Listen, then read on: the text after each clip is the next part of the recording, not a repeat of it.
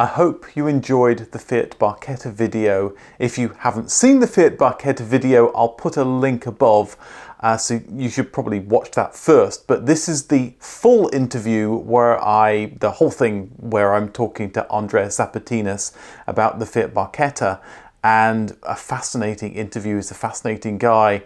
But anyway, here's the full interview. Hello, Andreas. This is fantastic to talk to you about one of Fiat's most fascinating cars, the Fiat Barchetta. I mean, who doesn't like open-top sports cars? They're the best thing ever. So the first question I have to ask is, how did the idea come about to make a new Fiat open-top sports car after so many years of not having that? Well, I guess it was a time of sports car renaissance at that time at Fiat. We were already doing the coupe. It was already, I think, in the first year of the project, of the advancement. And I can just recall just before the last day, before the winter holidays, the Christmas holidays, the big boss told me, "Oh, Zapatinas, when we come back, we're going to do a spider." So of course I jumped at the idea.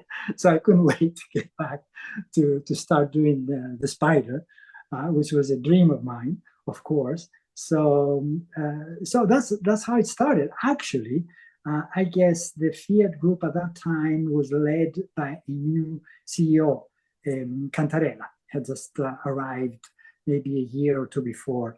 And I must say at that time, he gave a big push to go away from these very flat, kind of not very automotive looking vehicles you might recall at that time, the first Tipo and some other ones.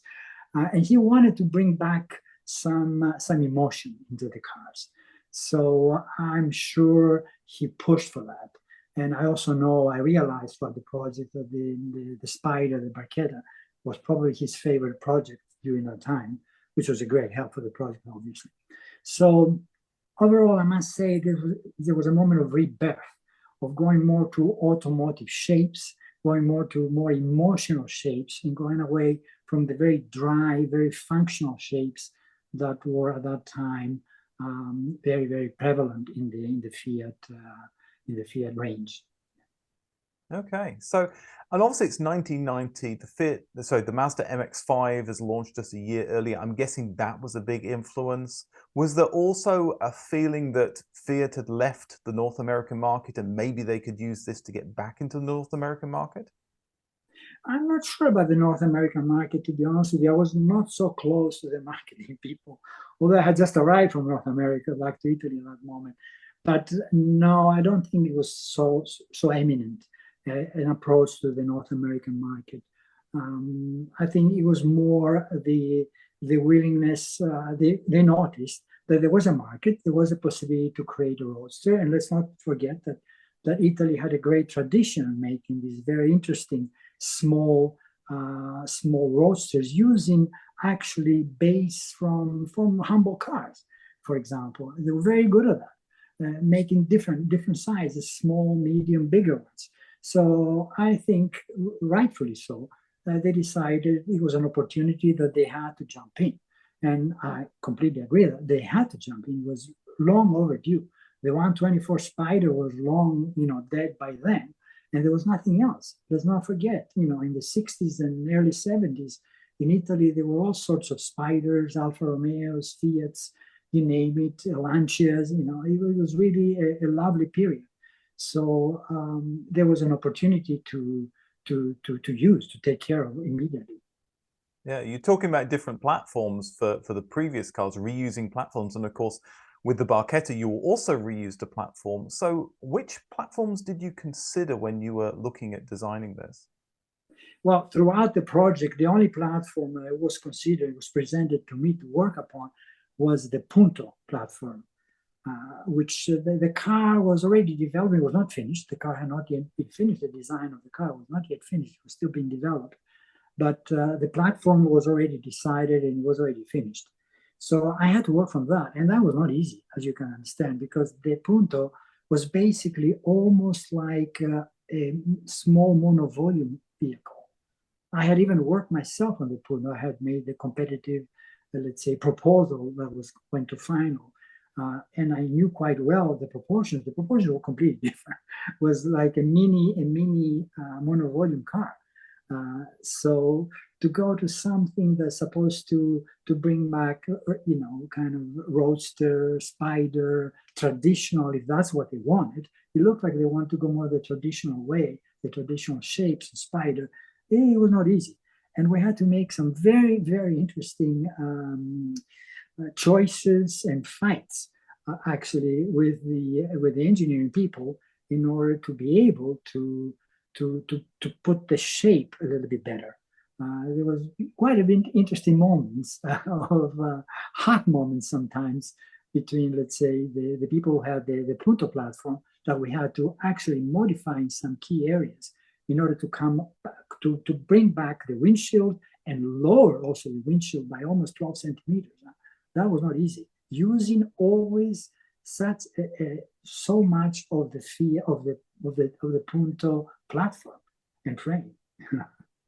Yeah, when I always look at these sorts of cars, it always seems to me that the engine is a problem because the engine's probably sitting up high, and obviously there's other parts of the platform which are kind of the A pillar or B pillar are kind of getting in the way. But for you, it sounds like it was less more than that. It was more than, just trying to get the windscreen low.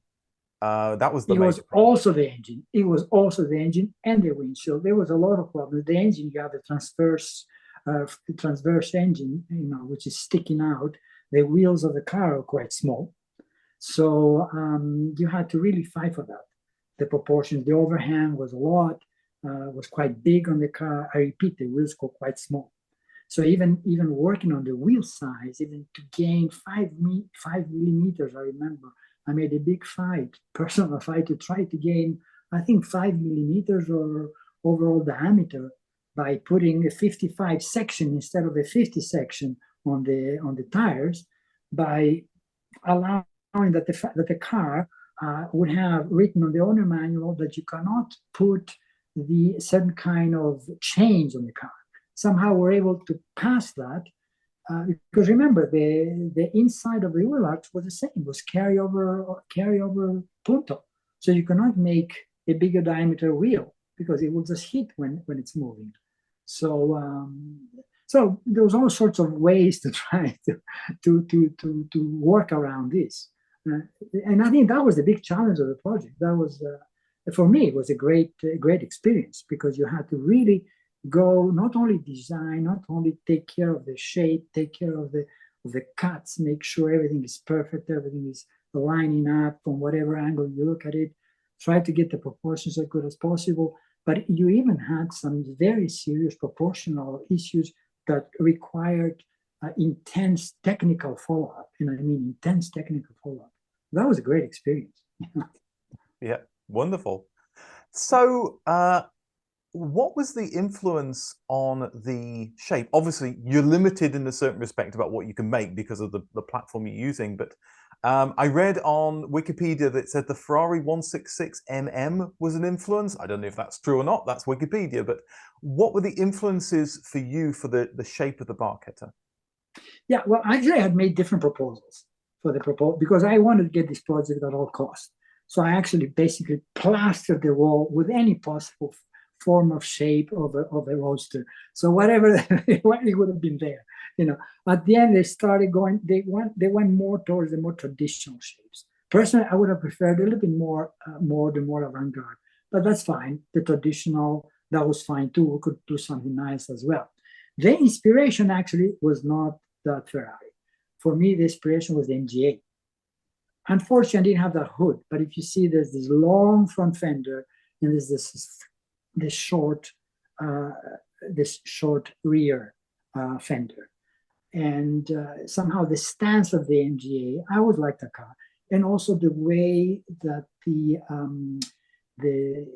you wrapped around the seats and the habitacle, as they say. It doesn't come, the English word doesn't come to my mind right now. How it wrapped around the line all around. It was a very clean line. A very sensual line where the two seats would be positioned with the steering wheel. So yeah, it was MGA actually. Wow. That's good to know. Well, there you go. I'll change the Wikipedia article so we can have that Go for it. correct. So there were two competing designs for the Barchetta, and they were both given pizza names. Mariana, which oh well, maybe not. Anyway, that's what I heard. And Diavola, which is a spicy pizza, which I wasn't aware of before. Can you talk a bit about the two competing designs? Okay, there was actually three. No, not two. There were three. There was the Diavola, there was a Marinara, and there was the Atomica. Okay. Yeah, they were pizza names. What happened is at the beginning of the project, Chris Tango was my boss, at that time. He made me responsible for the whole project. So I had to carry it through. And I basically had designed two of these proposals, the Marinara and the Atomica were mine. And the Diavola were based on the coupe, which was already progressing, which was definitely more Chris's car. So, but in any case, we used to name the proposals according to the designers at the studio. So it would be, the Andreas proposal, the Chris's proposal, or whatever, Mike's proposal, whatever. But unfortunately, for this project, two proposals were mine. So I said, all right, we'll find names. So throughout the project, as they go, because they were competing at the beginning together, we don't confuse them. So that's why it just came out of my mind to give them pizza names in order to differentiate, which actually I strongly suggest to give names to like this to projects in the car industry, because sometimes you have huge confusions inside when you develop multiple projects within a company. Later experience taught me that. That's how the pizzas came about. Yeah. Okay, that makes a lot more sense now. Cool. Yeah. So, I mean, we touched on the fact that there was also a coupe, and you're also doing some work on the coupe. I think you did work on the coupe, certainly in the early stages. There's two different platforms. There's a coupe, and there's also an open top convertible coming at the same time. Now, there's 12 inches or 300 millimeters difference in wheelbase. So obviously, the coupe is a lot longer than the open top. But wouldn't it have made sense to, if the coupe's already been designed, to say, okay, well, let's just take the roof off and then we'll just have the same car, because obviously that would save costs on development and production and all that sort of thing. Why did you go for two different types of vehicle? Honestly, it didn't depend on my choice, on design's choice. This was already dictated when we started the project by the strategic part of the company. The product planning of the company had already decided to use the smaller platform for the Spider, and use the bigger platform for the purely for marketing reasons. I assume strategic marketing reasons. Probably they felt that it was, maybe we were pointing for a lower price. Maybe the Miata was the competitor in order to keep it in that direction. Let's remember the Miata was a 1.6 engine at that moment, at that time, if I remember well. So was the Alpha as well, then became 2000 also. So, they felt that it was more appropriate to do that. Besides, they already had the Punto platform, which they were intending to produce by the hundreds of thousands. So, in any case, it wouldn't have made such a big difference. Yeah. Yeah. They felt that, of course, for me, it would have been better to have the longer platform, but that's okay. Yeah. Okay. Fair enough. Thank you. So, what was the hardest part of the design process for the Barchetta? Well, the hardest part, maybe there were two parts.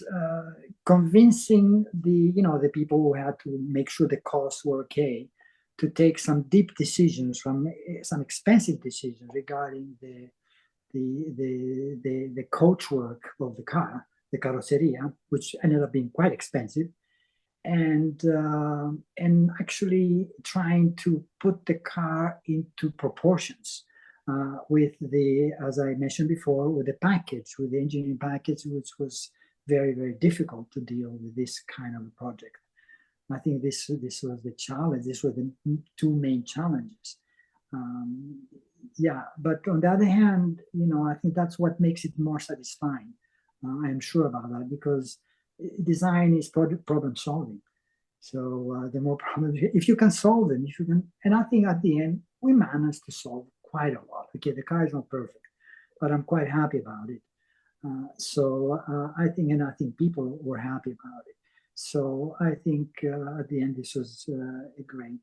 It was great to have this kind of impediments that helped to bring something a little more interesting at the end. There are some features, some interesting features of the car that are very driver oriented, because the car is supposed to be a driver oriented car. Basically, when you drive an open car, you're sitting like this, you're driving, and you want to put your arm against the side of the car. I mean, that's the classic way of driving, something like that. So a car like this. And I noticed I didn't want a molding. I didn't want a molding on the door, on the top of the door, because, if you have a sunny day in the summer and you put your arm in that molding, the sizzling molding, you're going to feel it, okay? So there was a special effort made to have the shape of the door in that area communicate, to go all the way inside on the inside part of the car uninterrupted. So you have a little rubber, so you can lay your arm very comfortably and just kind of embrace the car as you drive, which I think it's kind of the interesting experience of driving a sports car, an open air sports car in a casual way. So that was one of the challenges. For example, also we didn't want to have the little window on the side, the door, the triangle. To me, that's not a roadster. I didn't particularly like when some so-called roadsters had a big window that arrived all the way up to here. Sorry, folks, that's not a roadster for me. I got to put my arm there, and I have to be as close as possible to the open air. So it took a lot of effort also with the engineering people to make sure we designed the car, the proportions, because we had troubles there, so we can avoid the triangle. So you had all clean the area. That's why also the mirror is sitting on the body. The mirror is not sitting on the body because of styling, it's sitting on the body in order to allow the door to be completely clean all the way through. These were some of the elements, for example. Also, I think it's noteworthy that the car has island cuts. I don't know if you understand what I mean by that. Both the hood and the trunk are islands, which means you do brazing and welding, hand welding and hand brazing for the front headlights and the rear taillights as well. And that was kind of a renaissance at that time, coming back to coach building, traditional Italian coach building, which required a lot of handwork. Because basically all of these three pieces on the front and the three pieces on the rear would have to come together and be welded, and then actually file not only the outer surface, but also the inside surface where the taillights or the headlights would go, And that was not easy. That was not easy to do. It was very labor intensive. And probably I think the Barchetta and the Coupe, the Fiat Coupe, had a lot of that in the rear, for the rear taillights, for the rear part. Probably the last cars, production cars, I'm not talking about super exotic, expensive cars, but I'm talking about, production cars that had this kind of you find this kind of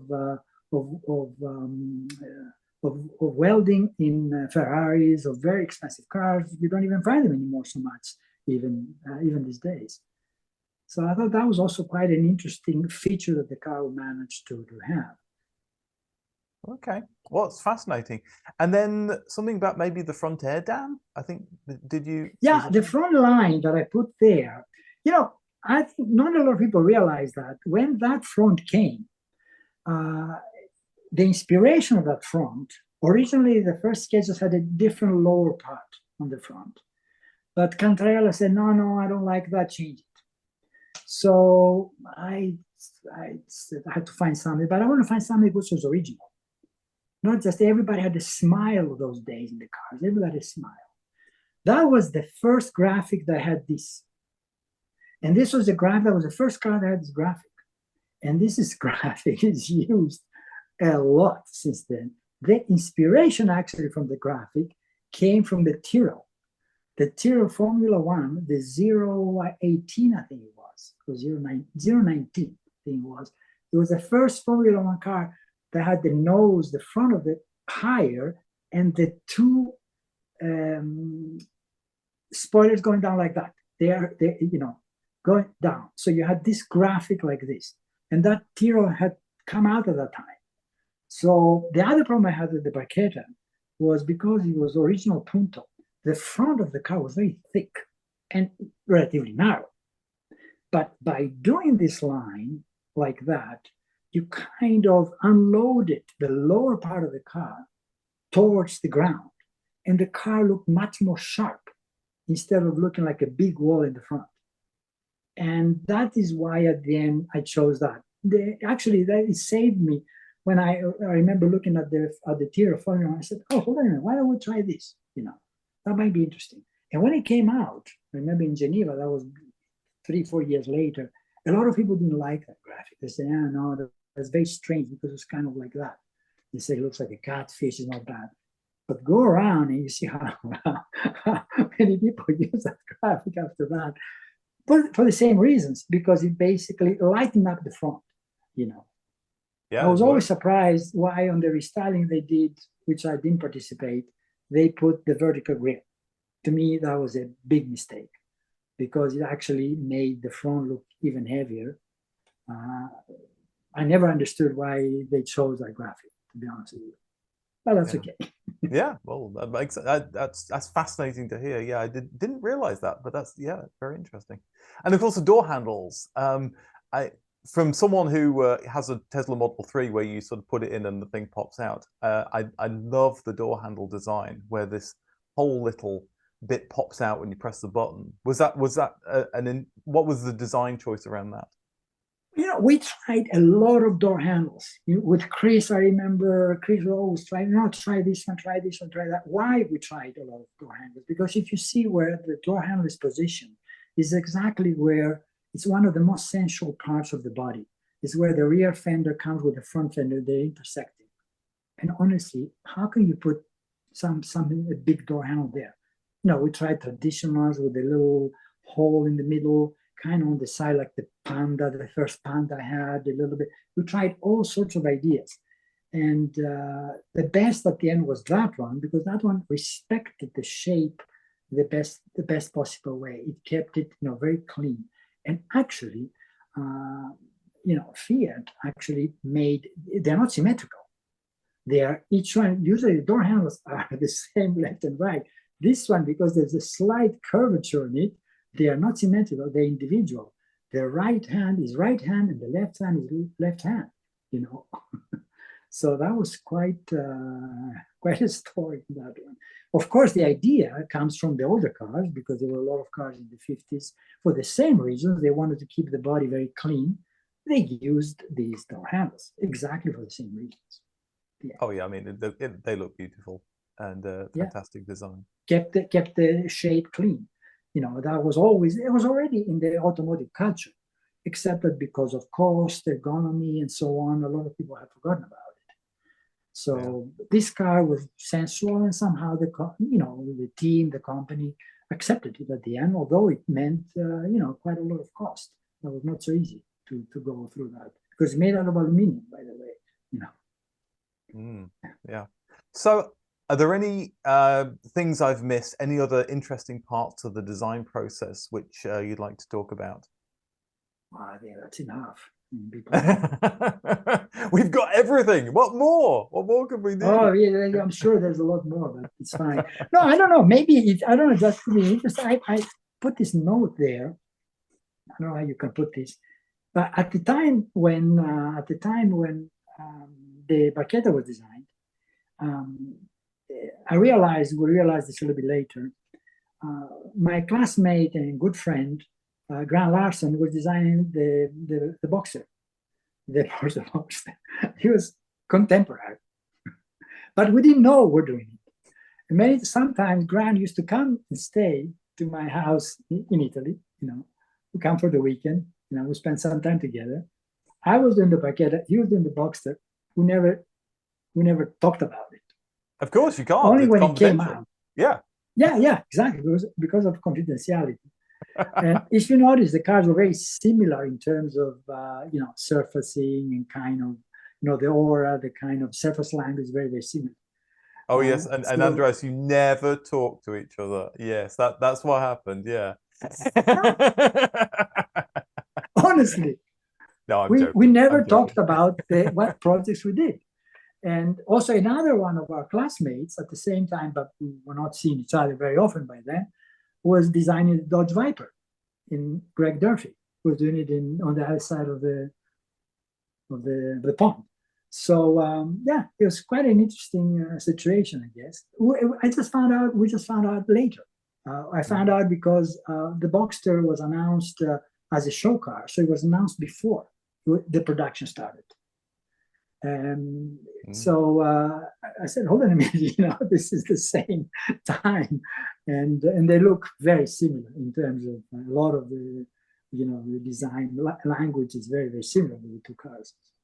Yeah. And it's interesting, as you say, you're trying to solve the same problems because I've noticed that you said, you wanted this free floating windscreen, and it's the same thing as the BMW Z1. They had to solve the same problem, and they like super reinforced that. So it was also in the rollover, that would be a structural element, and they were trying to do the same thing. Yeah, regarding the windshield you mentioned, actually, because the hood of the car is not so long, if you notice the hood as it comes from the front of the car, when it goes inside the dashboard, and it's on the same level, and it's actually color, and the windshield cuts right through it. And that was not easy to do because that meant a special way of assembly. The assembly order of the car had to be changed and done in a way so you had at the end a cover that came, but of course you had to compromise that you would have the windshield wipers exposed. But on the other hand, you had the hood come all the way inside the car in order to give the sensation of longer hood. And of course, the last thing you want to do is expose the wipers because then that increases the drag flow and all those sorts of problems. Yeah, we exposed the wipers. That was the compromise. The wipers remained exposed because this way we could have the hood come all the way inside the dash. And actually, this was the only car that does this. It's not such a common thing to do.